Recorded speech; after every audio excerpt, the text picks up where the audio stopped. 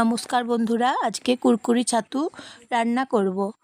এটা দেখছেন, এগুলো হচ্ছে কুরকুরি ছাতু। এখন পাওয়া যাচ্ছে, তাই রান্না করছি কুরকুরি ছাতু। পেঁয়াজ বেটে নেব, রসুন বেটে নেব। পেঁয়াজ ছাড়িয়ে নিলাম, রসুন ছাড়িয়ে নিলাম, তারপর মশলা বেটে নিয়ে রান্না করব।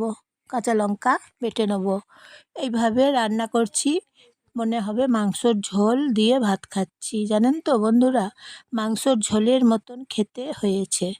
এমন সুন্দর রেসিপি। কুরকুরি ছাতুগুলো এখন ভেজে নিচ্ছি। প্রথমে ভেজে নেব, এই যে তেল দিচ্ছি, সর্ষের তেল। ভেজে নিয়ে তারপরে অন্য পাত্রে রেখে দেবো কুরকুরি ছাতুগুলো। এইভাবে রান্না করছি। মাংসর ঝোল খেতে ভুলে যাবেন যদি এইভাবে বানিয়ে নেন কুরকুরি ছাতু। তাহলে আপনারা কুরকুরি ছাতু এইভাবে রান্না করুন আমার মতন করে। দেখুন একবার খেয়ে, মাংসর ঝোল খেতে ইচ্ছে করবে না, কুরকুরি ছাতু খেতে ইচ্ছে করবে। ভেজে নিচ্ছি তো এখন কুরকুরি ছাতুগুলো। ভেজে নিয়ে তারপর রেখে দেবো।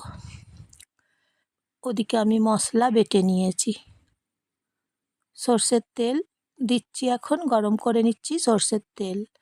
ছাতু রেখে দিলাম অন্য পাত্রে, রান্না করে নিচ্ছি। মশলা বেটে নিয়েছি, মশলা এখন ভেজে নিচ্ছি।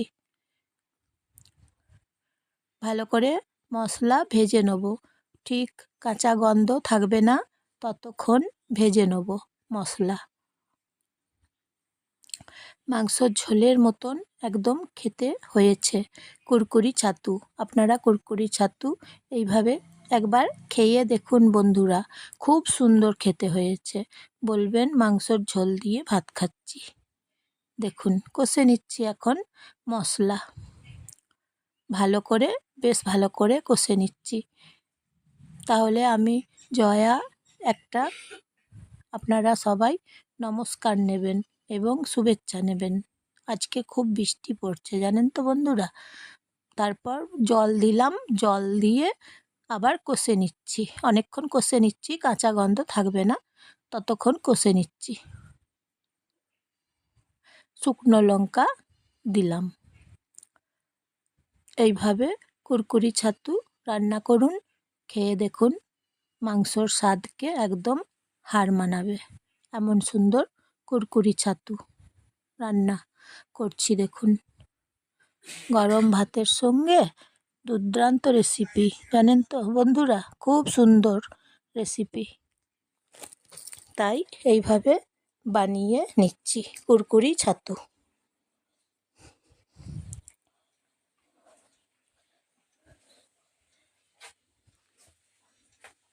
জল দিয়ে কষে নিলাম। এখন দিচ্ছি ম্যাগি মশলা। ম্যাগি মশলা দিয়ে রান্না করলে খেতে খুব ভালো হয়। ম্যাগি মশলাটা খেতে বেশ তরকারিতে সুস্বাদু হয়। কষে নিচ্ছি এখন, দেখছেন তো বন্ধুরা, কাঁচা গন্ধ থাকবে না, কষে নিচ্ছি। তাই কুরকুরি ছাতুগুলো দিয়েছি। এইভাবে রান্না করছি, একদম মাংসর স্বাদকে হার মানাবে। লাইক একটা করে দেবেন বন্ধুরা। হয়ে গেছে দেখুন, অন্য পাত্রে রাখছি।